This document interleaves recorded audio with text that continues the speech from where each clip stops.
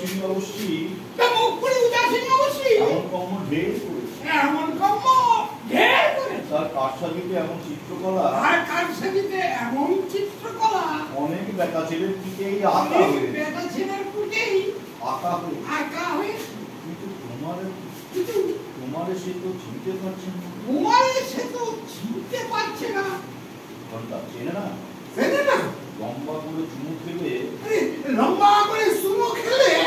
এখন চিনতে পারছে না। উদাসীনী ধমকে, এই শোনো লোকটা, মিছা কথা বলবে না। আমার ঘরে যারা আসে তারা সব পিকাদগ্রস্ত ইমানদার